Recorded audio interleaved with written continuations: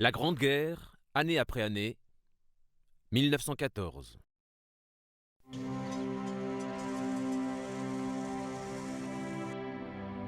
La révolution industrielle avait débuté dans les toutes dernières années du XVIIIe siècle en Grande-Bretagne. La France suivit ce mouvement au début du XIXe siècle et l'Allemagne à partir de 1870. L'accélération de la production conduisit ces pays à chercher de nouveaux marchés à l'étranger. Le continent africain se situait sur la route de ces développements économiques. Le nationalisme, l'impérialisme et le militarisme entraînèrent une quinzaine d'années d'affrontements coloniaux entre les trois grandes puissances européennes. Une fois de plus, elles se retrouvèrent à l'aube d'une nouvelle guerre.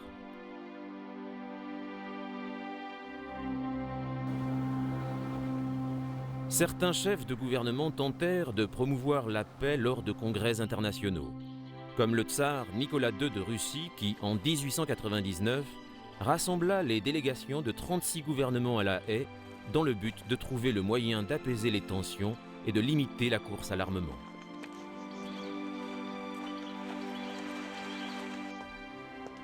Cette convention fut un échec, mais au moins une cour internationale de justice fut instaurée. Elle fonctionne encore de nos jours. En 1914, le réseau des alliances et des rivalités internationales plongea l'Europe dans le désastre d'une guerre qui ravagea de nombreux pays. Des combats se déroulèrent sur terre, sur mer ou dans les airs. Elle se termina pour laisser la place à une période surnommée la paix armée.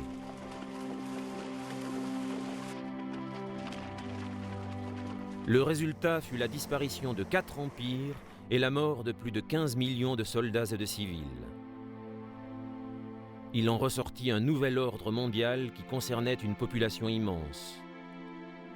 Mais d'ores et déjà en Europe, centre culturel du monde, divisé par les ressentiments politiques et les haines raciales, un second conflit semblait inévitable dans un avenir proche.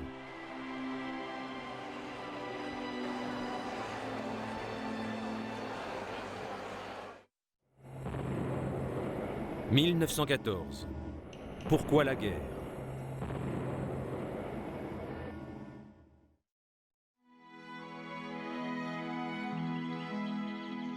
En 1914, pour de nombreuses raisons, on pouvait croire l'Europe unifiée.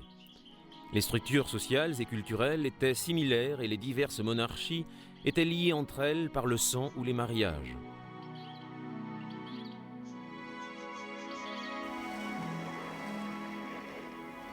En Allemagne, le Kaiser Guillaume II était le neveu du roi Édouard VII de Grande-Bretagne et le cousin du tsar russe Nicolas. Ces aristocrates exerçaient des charges honorifiques dans leurs armées respectives, ce qui pouvait exalter leur penchant militariste. D'un autre côté, la guerre des Balkans en 1912 et 1913 avait vu la Serbie conquérir des territoires turcs et envisager de se rendre maître d'autres terres au nord de l'Adriatique, encore sous la houlette de l'Empire austro-hongrois. Cette question opposait donc la Serbie à l'Empire austro-hongrois, la plus faible des puissances continentales. Parallèlement, les perdants de ce conflit, l'Empire ottoman et la Bulgarie, ne rêvaient que de revanche.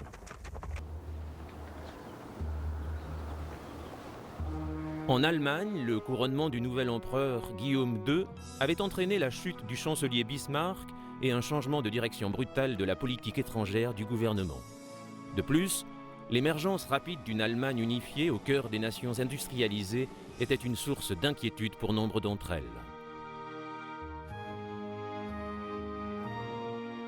La France, en particulier, apparaissait particulièrement revancharde. Le ressentiment envers l'Allemagne était immense après l'humiliante défaite contre la Prusse en 1870 et la perte de la Lorraine et de l'Alsace qui en fut la conséquence.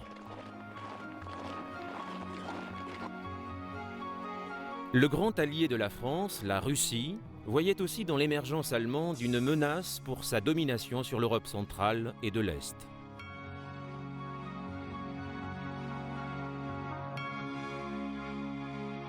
De son côté, la Grande-Bretagne tâchait de rester à distance des querelles de ses voisins. Elle était considérée comme la plus grande puissance coloniale et se sentait à l'abri grâce à son empire et au Commonwealth. L'émergence du militarisme allemand était observée avec la plus grande attention et Londres s'inquiétait des pertes territoriales de son allié ottoman au cours du conflit dans les Balkans. Guillaume II ne faisait pas mystère de sa volonté de faire de l'Allemagne une nation influente parmi les nations et d'employer la force militaire pour faire aboutir ses ambitions.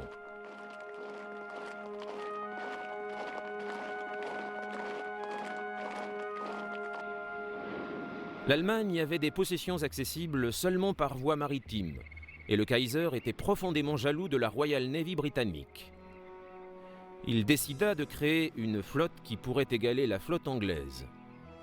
Pour y parvenir, il trouva un appui enthousiaste en la personne de l'amiral von Tirpitz, qui fit son possible pour concrétiser le rêve de son Kaiser dès que celui-ci eut augmenté considérablement le budget alloué à son armée.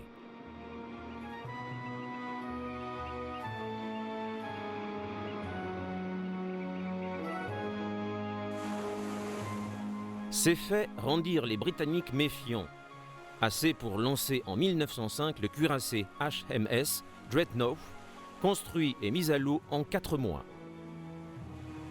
Cette nouvelle arme était un bond technologique immense pour la Royal Navy et lui offrait une nette supériorité sur ses rivales. Mais son coût de 3 millions de livres avait mis le gouvernement de Sa Majesté en difficulté.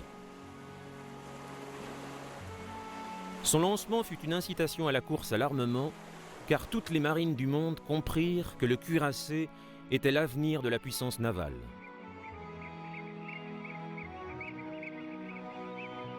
Il était aussi évident que les Britanniques avaient la volonté de maintenir leur suprématie en mer, alors que les Allemands ne ménageaient pas leurs efforts pour les égaler.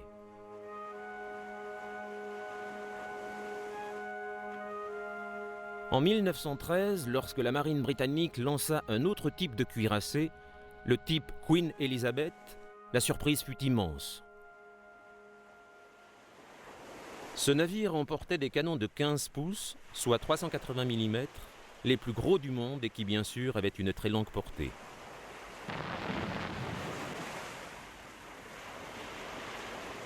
Ce nouveau cuirassé rapide, parce qu'il était le premier à être équipé de moteurs diesel, renforça la course à l'armement des autres pays, car leurs marines réclamaient à leur tour des cuirassés comparables.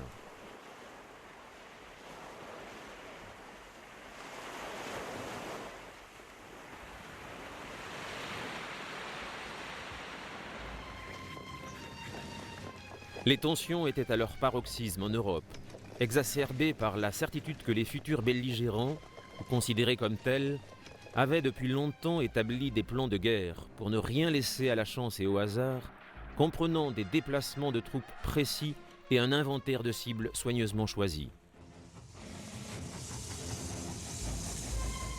Les moyens de transport, notamment le rail et la route, étaient les axes principaux de progression de ces plans.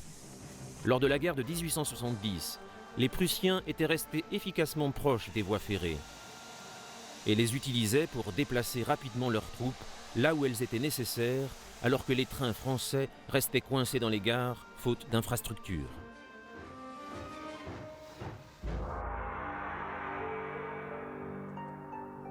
Le traité militaire de 1893 entre la France et la Russie avait fortement inquiété le chef d'état-major de l'époque, le comte von Schlieffen. Supputant le danger potentiel pour l'Allemagne de devoir faire la guerre sur 2 fronts, à l'est et à l'ouest, il imagina un plan qui fut dévoilé en 1905.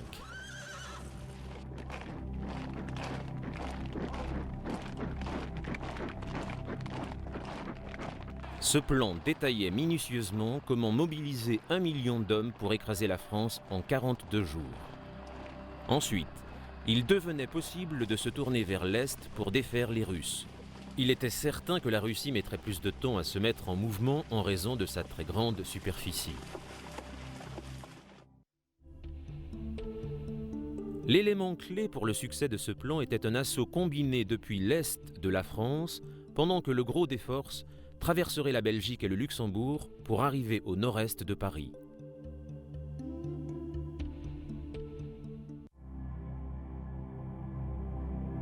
La neutralité de la Belgique était supposée garantie par un traité signé en 1839 entre la Grande-Bretagne et l'Allemagne, entre autres.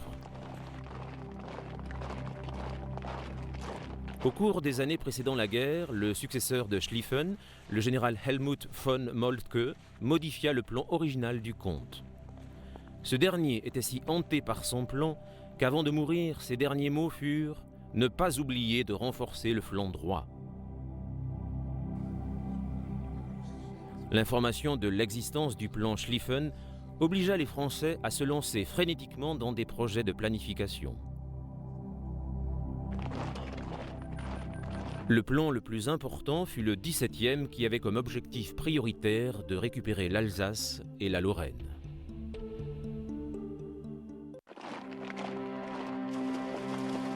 En raison de leur politique de recrutement, la France et l'Allemagne, deux grands pays européens, avaient deux grandes armées.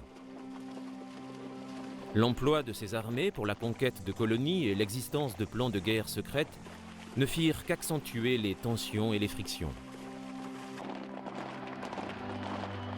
Lorsque la mobilisation générale fut décrétée dans ces pays, plus de 3 millions d'hommes furent appelés sous les drapeaux. Les militaires et les politiciens, tout comme le public, pensaient généralement qu'une fois mise en marche, l'armée était une machine qu'on ne pouvait plus stopper. L'ordre de mobilisation était considéré comme une déclaration de guerre et non pas comme un simple préliminaire.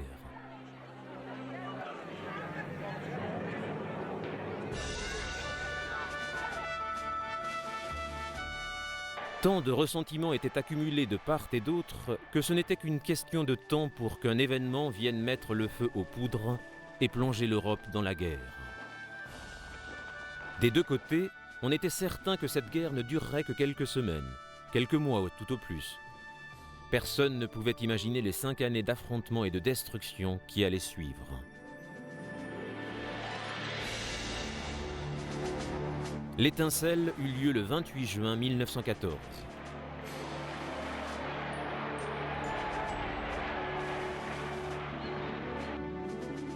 L'héritier de l'Empire austro-hongrois, l'archiduc Franz Ferdinand et son épouse Sofia, étaient en visite officielle à Sarajevo, la capitale de la Bosnie. Un jeune étudiant serbe, Gavrilo Princip, 19 ans, membre d'un groupe nationaliste serbo-bosniaque appelé la Main Noire, vit là l'occasion d'attirer l'attention sur leur cause nationaliste.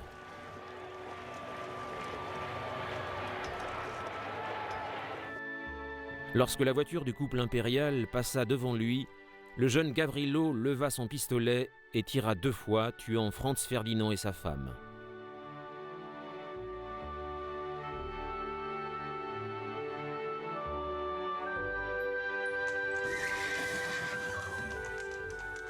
Si l'Autriche avait immédiatement réagi, il est probable que le reste de l'Europe n'aurait pas bougé. Mais la réaction hésitante de l'Autriche n'arriva que 4 semaines plus tard, le 23 juillet 1914, après plusieurs réunions avec le Kaiser Guillaume II. Elle prit la forme d'un ultimatum comportant 10 conditions, dont 8 furent immédiatement acceptées par les Serbes, sous la pression de la Russie et de la Grande-Bretagne, tout en menaçant de soumettre les 2 autres au tribunal international de La Haye. L'Autriche annonça le 25 juillet que la réponse serbe n'était pas satisfaisante et déclara la guerre le 28.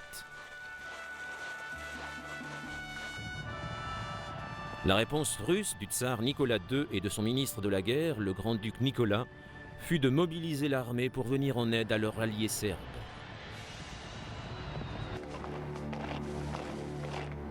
Les Allemands avaient signé avec l'Italie et l'Autriche le traité de la Triple Alliance. Ils assurèrent les Autrichiens de leur soutien et commencèrent leur mobilisation. Ils exigèrent de la France et de leurs alliés britanniques qu'ils restent neutres et qu'ils tentent de stopper les préparatifs russes. Comme signe de bonne volonté, ils proposèrent aux Français les places fortes frontalières qu'ils revendiquaient.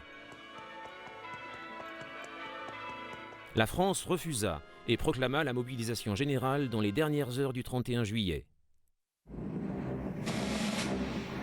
Le dimanche 2 août, les troupes allemandes entrèrent au Luxembourg. Le matin du lundi 3 août, les Allemands déclarèrent la guerre à la France. Au même moment, les Belges refusèrent d'accéder à la demande des Allemands de traverser leur pays. En Grande-Bretagne, c'étaient les vacances. Les Anglais étaient nombreux à être partis sans se soucier du désastre à venir. Ils ne le découvrirent qu'en lisant les ordres de mobilisation.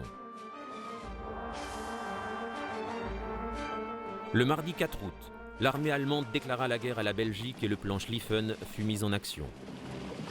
L'invasion de ce pays débuta. La Grande-Bretagne, alliée de la Belgique, ordonna une reddition générale aux Allemands, mais le chancelier Bethmann Hollweg l'ignora, prétextant que le traité anglo-belge n'était qu'un simple bout de papier. À 23 h, le gouvernement britannique déclara la guerre à l'Allemagne. Le même jour, le gouvernement des États-Unis se déclara neutre. La France mobilisa plus d'1 700 000 hommes qui furent affectés à 5 armées et envoyés vers la frontière nord-est.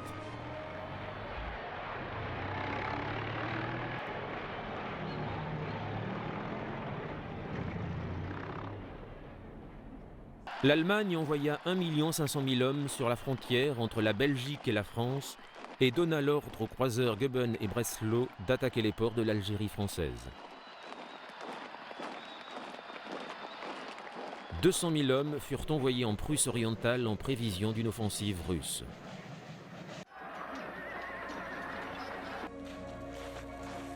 Les Russes n'avaient pas attendu pour mobiliser leurs troupes et ils marchèrent sur la Prusse avec 2 armées de 300 000 hommes chacune.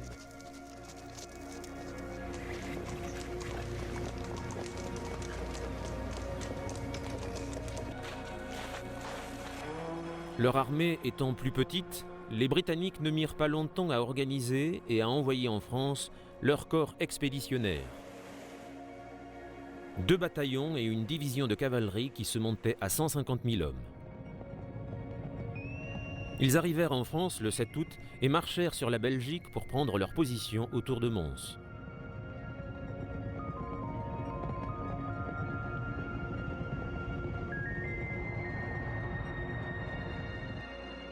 Les opérations militaires débutèrent sur 3 fronts.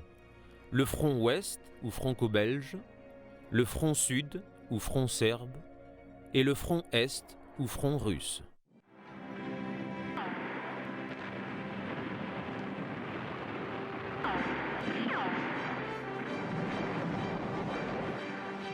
La stratégie allemande, reposant sur une rapide défaite française grâce à la guerre éclair du plan Schlieffen, fut gravement ralentie en raison d'une forte résistance à Liège, Namur et surtout à Anvers de la part de la petite armée belge forte de seulement 250 000 hommes. Les Allemands les avaient surnommés ironiquement les soldats de chocolat.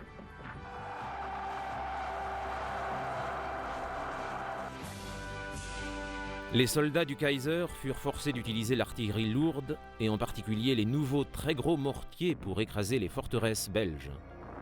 Ils subirent de lourdes pertes, handicapant le flanc droit de leur offensive dans les semaines qui suivirent.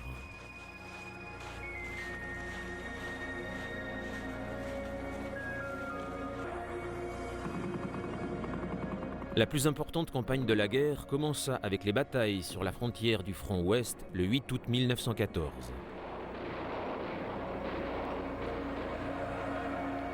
Selon le 17e plan de Joseph Joffre, les Français lancèrent 5 offensives.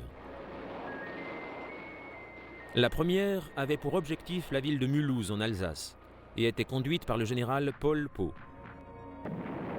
Les combats le long de la frontière franco-belge durèrent 10 jours et 30 000 soldats français y laissèrent la vie.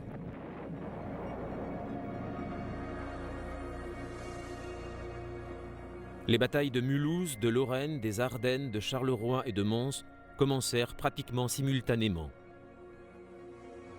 Ce fut l'affrontement direct entre le 17e plan du général Joffre et le plan du comte Schlieffen.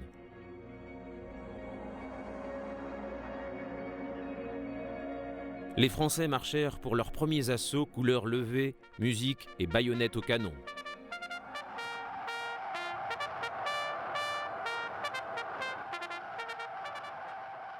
Les premiers combats pour Mulhouse et la Lorraine furent des succès. Mais la tactique allemande était d'entraîner l'infanterie française dans des embuscades où elle pouvait être anéantie par des mitrailleuses et des tirs d'artillerie.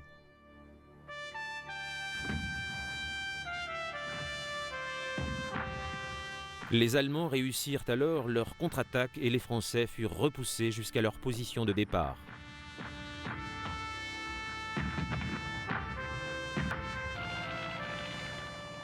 Les unités de reconnaissance françaises, très innovantes, découvrirent la stratégie allemande, si bien que le haut commandement put se préparer pour mettre en place une défense efficace.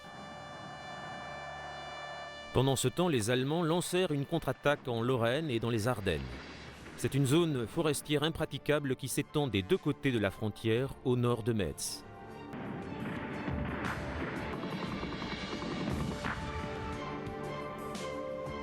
Deux armées françaises marchèrent sur la Belgique pour foncer sur les Allemands qui étaient en train de traverser le Luxembourg et le sud-est de la Belgique.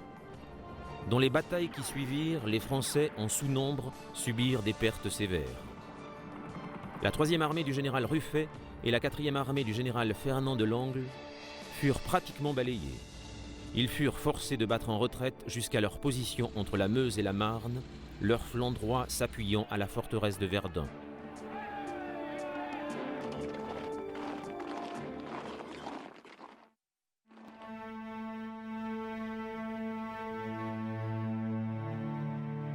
Le 12 août 1914, 200 000 soldats austro-hongrois, dirigés par le général Potiorek, envahirent la Serbie, déclenchant la bataille de la rivière Jadar. Les soldats serbes, sous le commandement du maréchal Putnik, les forcèrent à se retirer.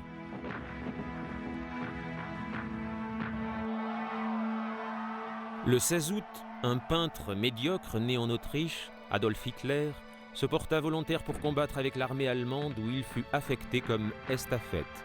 Il y fut décoré à plusieurs reprises.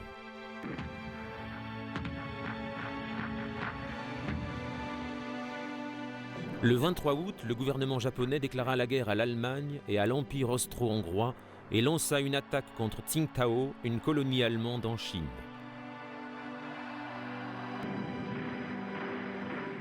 Lors de la 3e confrontation de la bataille des frontières, à Charleroi, les Allemands remportèrent leur première victoire indiscutable sur la 5e armée du général Lanrezac.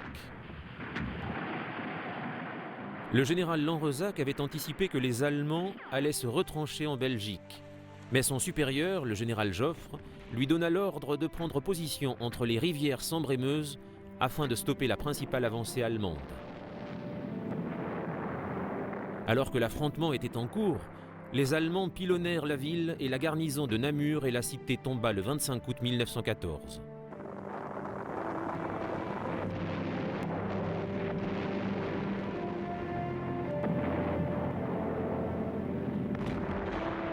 Lanrezac espérait que les forces expéditionnaires britanniques arriveraient rapidement à prendre leur position pour le soutenir.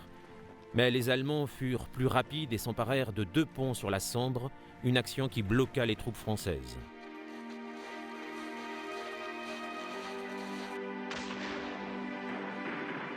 Après 2 jours d'âpres combats, les Français avaient enregistré des pertes sévères à l'ouest de leur ligne et celles-ci commencèrent à céder, mettant en danger le flanc droit britannique posté à Mons, qui subissait déjà de dures attaques de la part de la 1re armée du général von Kluck.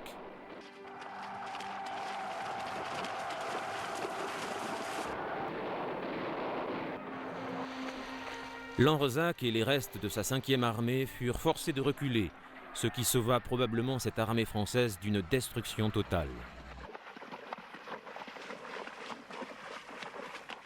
Arguant de cette défaite humiliante, le général Joffre fit de Lanrezac son bouc émissaire pour toutes les erreurs françaises, y compris de celles de son propre 17e plan.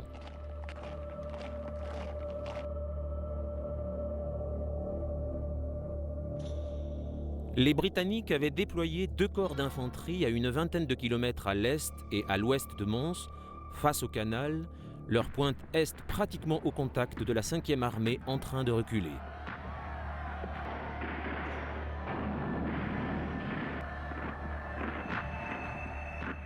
Les Allemands espéraient aussi briser les lignes de la task force britannique sous le commandement de Sir John French. Les Anglais utilisaient le fusil Lee Enfield, capable de tirer avec précision jusqu'à 15 coups par minute. Les Allemands tombèrent par milliers. En réalité, nombre d'entre eux étaient persuadés que l'adversaire disposait de mitrailleuses tant ses tirs étaient rapides et précis. Les pertes britanniques furent également sérieuses et Sir John French donna l'ordre de retrait à la minute où il apprit ce qui était arrivé à l'armée de Lanrezac, rendant la fusion des deux forces désormais impossible. Confrontés à leurs propres pertes et aux blessures de certains chefs, les Allemands prirent la décision de ne pas les poursuivre.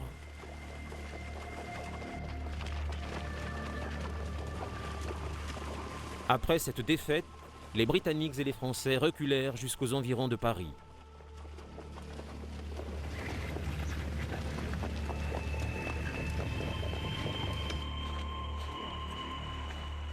Face à cette situation, von Moltke, chef d'état-major allemand, dérogea au plan Schlieffen et donna l'ordre à ses troupes au nord-est de marcher vers la capitale française. Le 26 août, cette manœuvre força le second corps britannique sous le commandement du général Smith-Dorrien, à la tête de 40 000 hommes épuisés, à combattre les troupes allemandes près de Leucatho.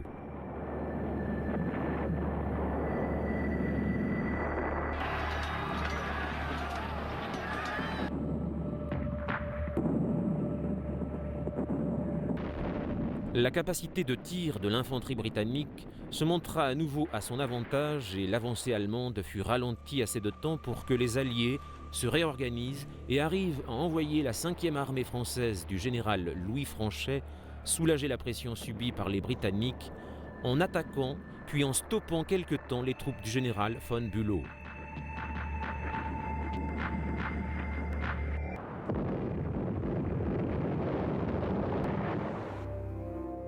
Le 28 août 1914, les forces navales britanniques coulèrent 3 croiseurs allemands près d'Heligoland, une île de la mer du Nord.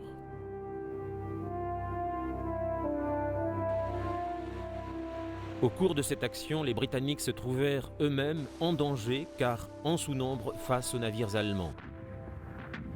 Ils réussirent à s'en tirer seulement grâce au navire de l'amiral David Beatty qui était en train d'approcher à une quarantaine de milles nautiques au nord.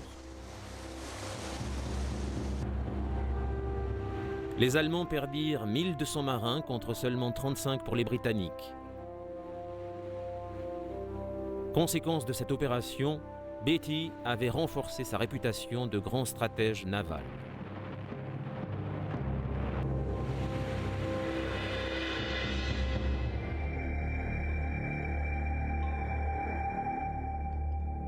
À l'est de la Marne, entre Paris et Verdun, les troupes françaises et britanniques épuisées lancèrent une nouvelle contre-attaque. L'action clé de l'offensive de la Marne, la bataille de l'Ourcq, fut l'attaque par la 6e armée française du général Joseph Gallieni, gouverneur militaire de Paris, contre le flanc droit, laissé sans protection, de la première armée du général von Kluck à l'est de Paris le 6 septembre 1914.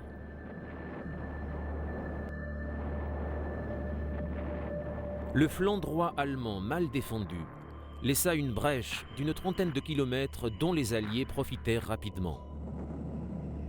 Von Kluck était persuadé que cette attaque française n'était qu'une manœuvre de diversion et n'envoya pas beaucoup de renforts, préférant continuer à marcher avec ses soldats vers le sud, chassant les restes des troupes expéditionnaires britanniques.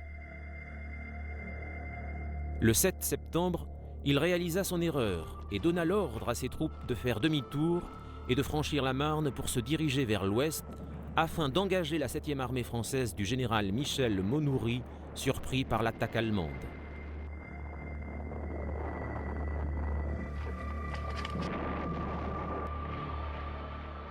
Monoury manquait totalement de renforts le maréchal Joffre fit partir de Paris vers le front 6000 soldats de réserve dans 600 taxis, les célèbres taxis de la Marne. Joffre fut l'artisan principal de la victoire décisive de la Marne. Pendant ce temps, les troupes britanniques s'engouffrèrent dans la brèche et virèrent vers l'est pour se lancer à l'attaque du flanc droit de la deuxième armée allemande dans ce qui est désormais connu comme la bataille des Deux Morains.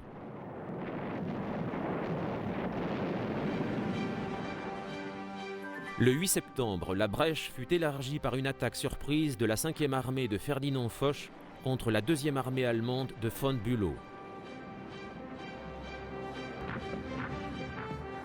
Les attaques et les contre-attaques dans la région de la Marne conduites par un camp ou l'autre se succédèrent pendant 3 jours. Les affrontements les plus sanglants eurent lieu à Vitry-le-François. La forêt de l'Argonne fut atteinte par les offensives lancées en Alsace et en Lorraine au sud-est de Verdun.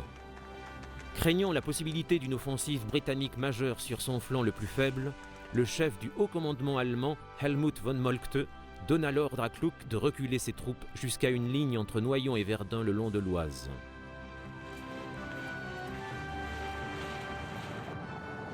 Le retrait allemand signa la fin de la bataille de la Marne. Ces 6 phases furent un succès stratégique pour les Français et les Britanniques. Elles avaient permis de repousser l'offensive allemande et de reprendre un peu du terrain perdu les semaines précédentes.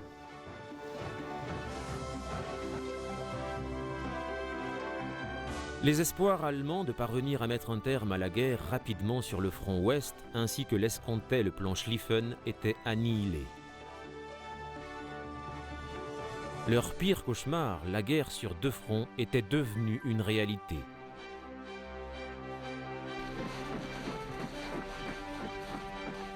Dès lors, les grands mouvements de troupes étaient terminés. Les 2 camps prirent position dans d'innombrables tranchées.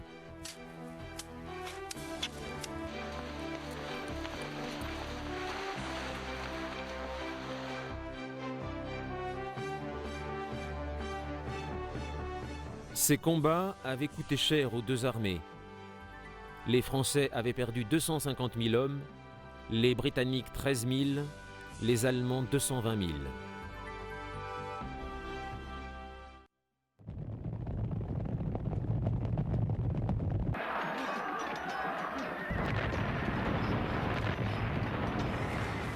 Sur le front Est, 2 armées russes attaquèrent la Prusse orientale au début du mois d'août 1914. La 2e armée du général Alexander Sansarov progressait depuis le sud-est et la 1re armée du général Pavel Rennenkampf faisait de même depuis le nord-est. Le plan russe consistait à lancer la 1re armée contre la 8e armée allemande du général Max von Prittwitz pour un assaut frontal, tandis que l'armée de Samsonov encerclerait les Allemands en dépit des longues distances et du terrain difficile de la région des lacs de Masurie.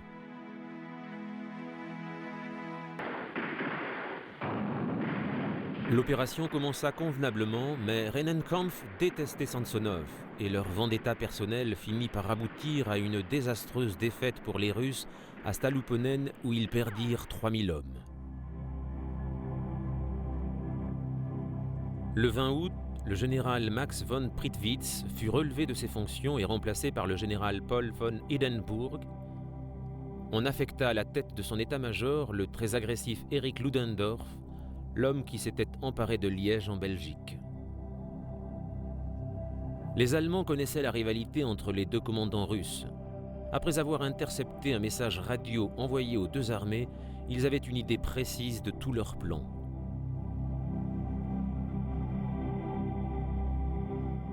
À Orlau-Frankenau, au sud de la Prusse, les 2 armées étaient engagées dans une bataille furieuse permettant aux Allemands de concentrer leurs troupes près de la ville de Tannenberg pour organiser une embuscade contre Samsonov qui ne s'y attendait pas. Le 29 août, les Allemands encerclèrent la 2e armée de Samsonov sur 3 côtés et l'anéantirent en faisant 95 000 prisonniers et tuant plus de 30 000 soldats russes.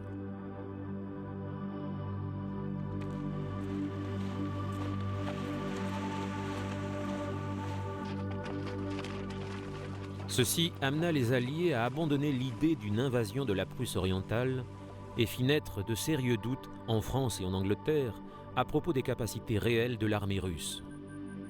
Samsonov se suicida plutôt que d'affronter le déshonneur d'avoir à endosser la responsabilité de ce désastre.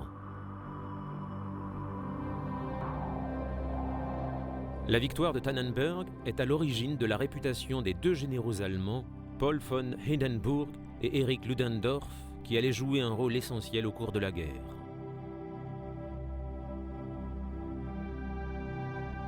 À la fin du mois d'août, lorsque cette histoire fut connue, l'armée austro-hongroise lança une offensive contre les 4 armées russes, ce qui déclencha plusieurs batailles comme celle de Zamość-Komarów ou Gagnan-Lipa, sans qu'aucun camp ne parvienne vraiment à prendre le dessus, chacun restant sur ses positions. Le général Liman von Sanders fut nommé commandant suprême de la première armée turque.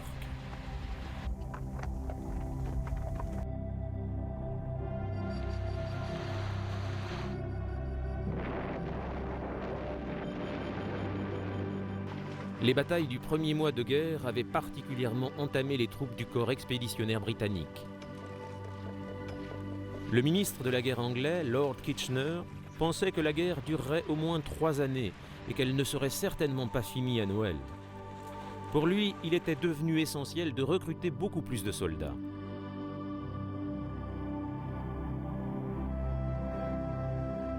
Le gouvernement refusa de prendre en compte la proposition de Kitchener. Il décida de jouer sur le patriotisme populaire qui s'était manifesté dans le pays au moment du déclenchement des hostilités. Très vite, il réussit à réunir 100 000 volontaires grâce à un des plus célèbres slogans de l'histoire, « Votre roi et votre pays ont besoin de vous ».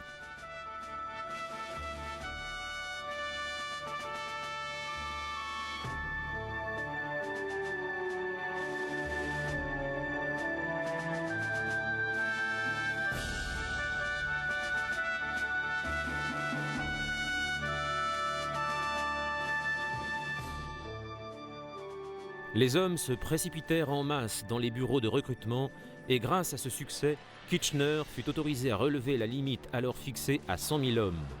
À la fin de 1914, plus de 500 000 hommes avaient répondu à son appel. Les nouvelles recrues formèrent de nouveaux bataillons.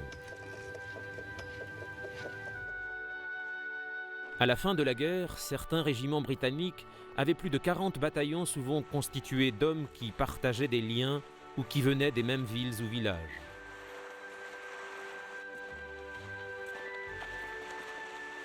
On les connaissait sous le nom de Pulse Battalions. Bien que cette décision de regrouper ces hommes ait joué un rôle important dans l'esprit de corps de ces troupes, les lourdes pertes laissèrent certaines localités totalement sans hommes.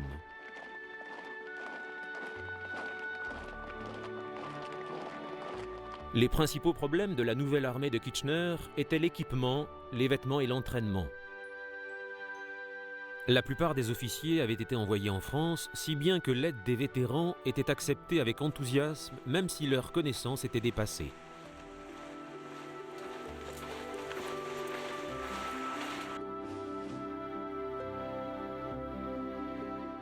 D'autres officiers provenaient des corps de formation de certaines écoles privées.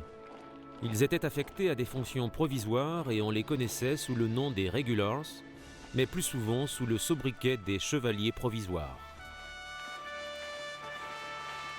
L'approvisionnement en fusils était trop lent et souvent, lors des premières séances d'exercice, ils durent utiliser des bâtons en bois.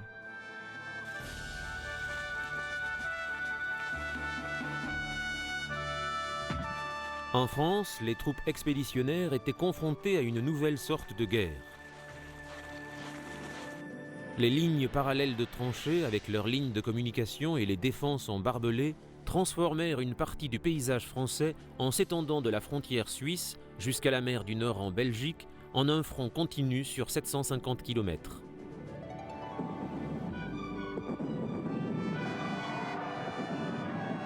Chaque camp tentait occasionnellement de se lancer dans un raid contre les lignes adverses pour les briser, transformant le conflit en guerre d'usure.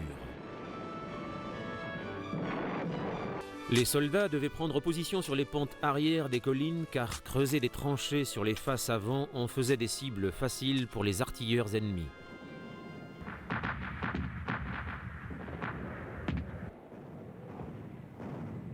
Au début de l'automne 1914, le conflit sur le front ouest sembla s'agiter un peu. Chaque armée se lança dans une série de manœuvres pour tenter de passer par le nord et d'affaiblir l'ennemi. Ces mouvements devinrent la course à la mer. Elle finit en impasse. Les forces britanniques finirent par s'immobiliser dans la vieille cité belge d'Ypres, un mot imprononçable pour les soldats anglais qui parlaient plutôt de whippers.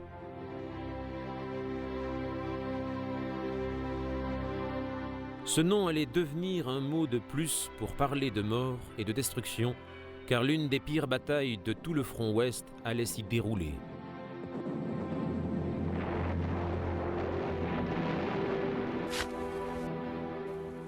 Le terrain tout autour était plat et détrempé en raison du climat humide.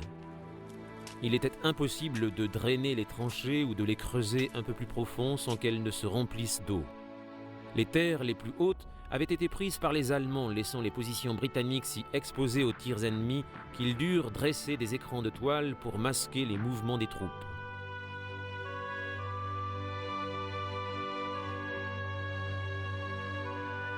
Les Allemands décidèrent de faire une percée à Ypres dans le secteur des Britanniques.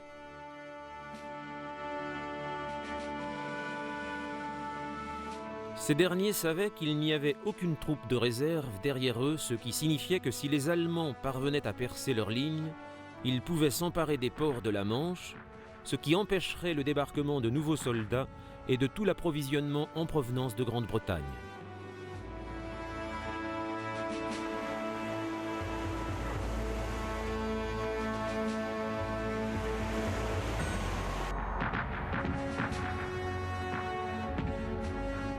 Au début de ce qui allait devenir la bataille d'Ypres, le premier corps britannique du général Sir Douglas Haig réussit à stopper les Allemands depuis leur position autour de la ville.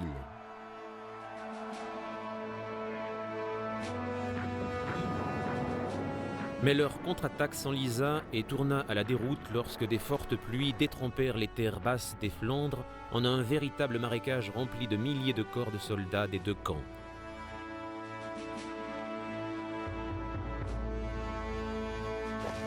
Les 4e et 6e armées allemandes postées autour d'Ypres furent renforcées par de nombreux soldats dans l'objectif de parvenir à avancer jusqu'au port de Calais et Boulogne.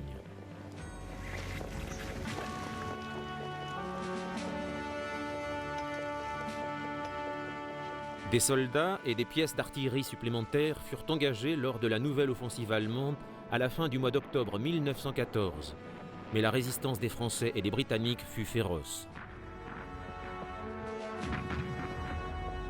Plusieurs offensives allemandes successives échouèrent jusqu'à ce que les premières neiges n'arrivent au milieu du mois de novembre et mettent un terme à la première bataille d'Ypres.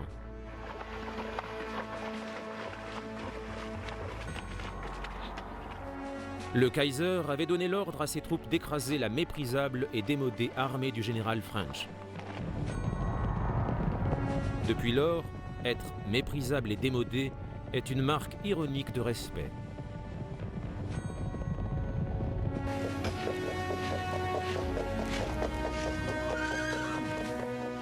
Tout comme les Français et les Anglais, les Allemands avaient été portés par un enthousiasme patriotique au déclenchement des hostilités. Les universités d'Outre-Rhin étaient désertées et des milliers de jeunes idéalistes s'étaient portés volontaires pour une guerre qui devait, le pensait-il, réparer bien des erreurs. Des milliers d'entre eux moururent à Ypres, abattus par les fusils britanniques alors qu'ils marchaient en rang serré comme à la parade. Le massacre des enfants fit les gros titres de la presse germanique.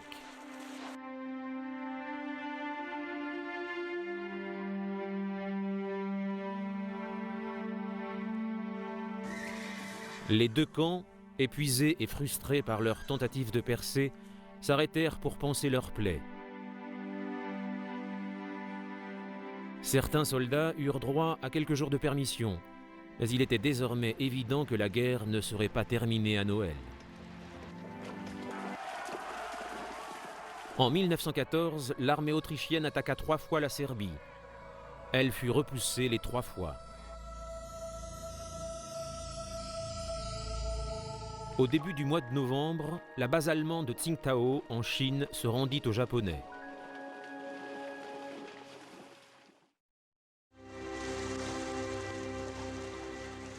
Dès le début de la guerre, l'amiral Maximilien von Spee s'était vu confier le commandement des navires allemands en Asie. Sa mission était d'attaquer les navires commerciaux naviguant dans l'hémisphère sud.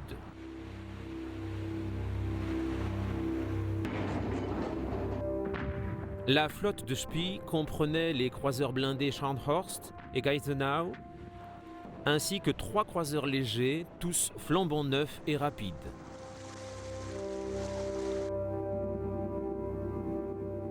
Le 1er novembre, à Coronel, au large de la côte chilienne, où ils se rendaient pour s'approvisionner en charbon, ils engagèrent la flotte britannique sous le commandement de l'amiral Sir Christopher Cradock.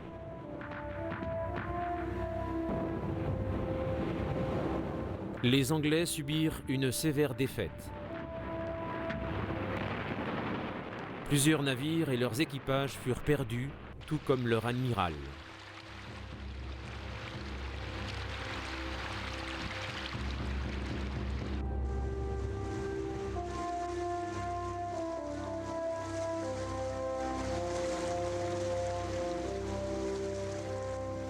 Les transmissions radio interceptées par les Britanniques montraient que Spee préparait de nouvelles attaques contre les navires marchands naviguant dans l'Atlantique afin de couper les lignes d'approvisionnement de la Grande-Bretagne.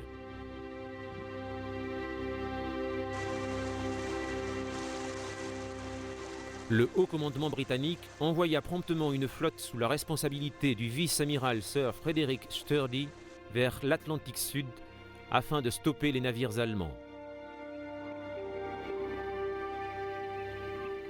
Les croiseurs de bataille invincibles et inflexibles, ainsi que 6 autres croiseurs légers, constituaient cette unité.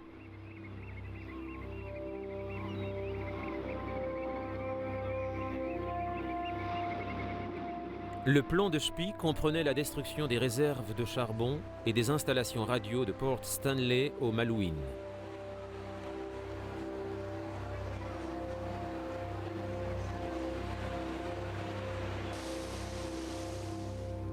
Les navires britanniques arrivèrent les premiers et l'attendirent.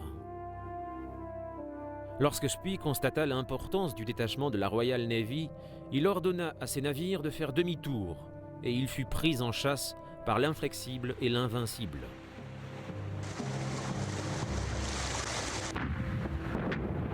Les navires de Sturdy étaient plus rapides et plus manœuvrables, si bien que les Allemands se retrouvèrent vite dans une situation désespérée sous les tirs anglais qui envoyèrent finalement par le fond tous les vaisseaux du Kaiser, à l'exception du Dresden. « 10 marins britanniques furent tués dans ce combat, mais aucun de leurs navires ne fut sérieusement endommagé.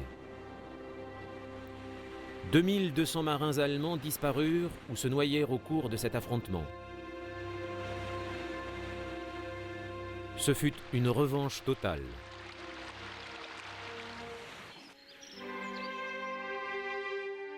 Pendant ce temps, en France, les Alliés dressaient les plans de leur première offensive depuis le début de la guerre des tranchées, débutée au cours de l'automne.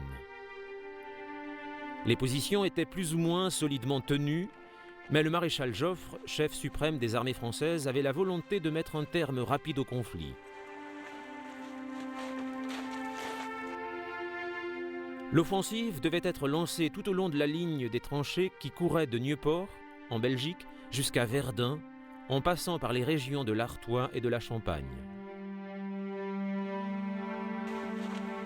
Cette offensive d'hiver avait comme cible le cœur des zones allemandes en France et d'autres petites zones vers le sud, vers Saint-Mihiel.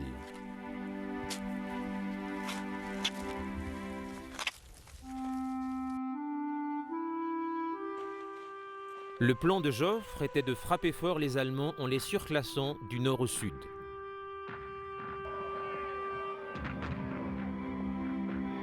L'attaque suivante, par les Ardennes, pourrait alors couper leur retraite.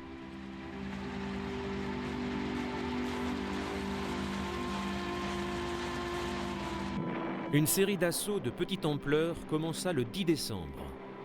Ils furent suivis d'attaques massives à partir du 20, mais, en sous-nombre ou pas, les Allemands étaient bien installés dans leurs tranchées. Une fois de plus, ils firent la démonstration de la supériorité des positions défensives contre les capacités offensives des troupes alliées. Le commandement franco-anglais était persuadé que la puissance de l'infanterie allait l'emporter. Ils espéraient surtout que les offensives contre les Russes sur le front Est allaient forcer l'état-major allemand à retirer des bataillons du front Ouest. Mais en fait, les attaques des soldats contre les positions allemandes, défendues par de nombreuses mitrailleuses, se soldèrent systématiquement par des échecs.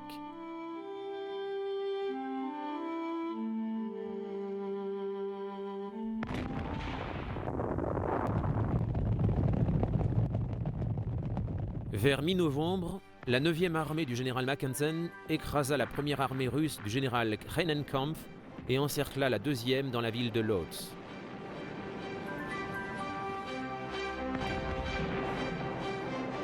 Les Russes purent néanmoins lancer une contre-attaque, isolant les armées allemandes du général von Schäfer. En retour, après 9 jours de combat, les Allemands réussirent à briser le siège et firent 20 000 prisonniers. Ils prirent aussi leurs pièces d'artillerie et anéantirent le plan russe qui prévoyait de s'emparer de la Silésie, région allemande très industrialisée. Le 29 décembre, le général Vorontsov fut en mesure de stopper l'avancée des Turcs dans le Caucase au cours de la bataille de Sari-Lamish, mais le front resta ouvert.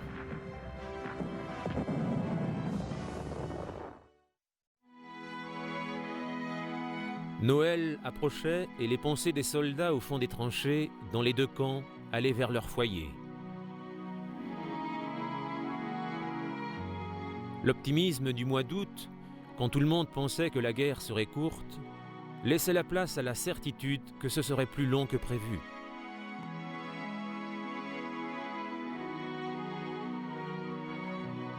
La question du sens de cette guerre impitoyable se posait à tous.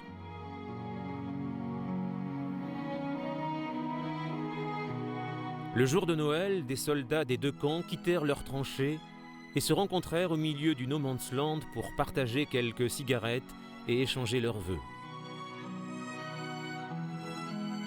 Ce n'était pas nouveau. Au cours de l'histoire, les soldats l'ont toujours fait. Mais en ce Noël 1914, ce fut particulièrement poignant si on songe à l'âpreté des combats qui les avaient opposés auparavant.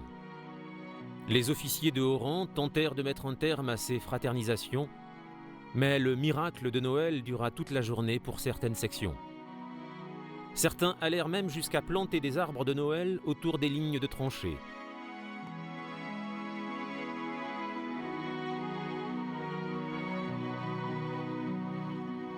Une fois la fête célébrée, les troupes reprirent leur position avec l'espoir d'être revenus à la maison pour le prochain Noël.